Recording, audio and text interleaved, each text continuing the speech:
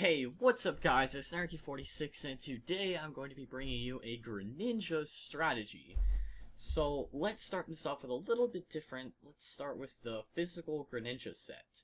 So many people run the common special Greninja with extrasensory, Scald, Ice Beam, Dark Pulse. You know, max out the special attack, max out the speed, and give it a timid nature. Um, I also have a couple other sets that I am bringing today. So we have the physical set, which I like to run Taunt on the physical set actually, because if you're going to be leading with Greninja, typically you see lots of stealth rockers, you see spikes, toxic spikes, or you get a lot of the leads. So you could be an easy anti-lead Greninja with the Taunt. Then you go for the U-turn if you just want to get straight out of there. You go for the Waterfall for heavy damage, and then Shadow Sneak for priority.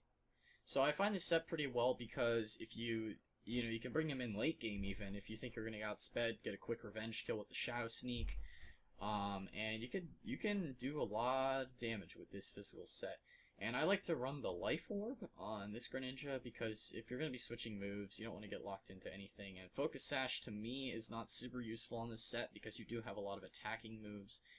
And if I guess you could run Focus Sash if you really wanted to, if you don't care too much about running all the damage with the Life Orb. But because you're running physical, the extra Life Orb boost does help with the stats because when if you were to max out this with a timid, you get a lot. You get 305 at level 100, and then if you were to do physical, you get only 289. So it does help, but if you really want to run Focus Sash, that is also another viable option. So now this Greninja is actually one of my favorite sets that I had just picked up on, and you run Protean, of course, and then you have Focus Sash, and Acrobatics, Toxic Spikes, and Water Shuriken. So this looks like a really, really odd set, right? So here's the rundown. It's a physical Greninja again, just because of Acrobatics. Now, let me start off with how you actually use this thing. So it has the Focus Sash because you open it up as a lead, and you can go with either spikes or toxic spikes. So if you see a poison type on their team, you probably don't want to lay down toxic spikes because they're just going to be able to pick that back up. But if they don't have a poison type, you should go for the toxic spikes. Take advantage of that. Get all tons of poisons and toxics even if you can set up 2 of them. And then you have spikes if they have the poison. So now, once your Focus Sash is broken, and this is quite interesting that my friend showed me, actually, if you break your Focus Sash, since it's used, Acrobatics will then double its power. So what you could do, first turn, you set up your spikes or toxic spikes, and then after your Sash is gone, you go for Acrobatics, and that, since you have Protean, that could potentially one-shot quite a bit of things. I mean, that's a base 110 move that's stab because of Protean.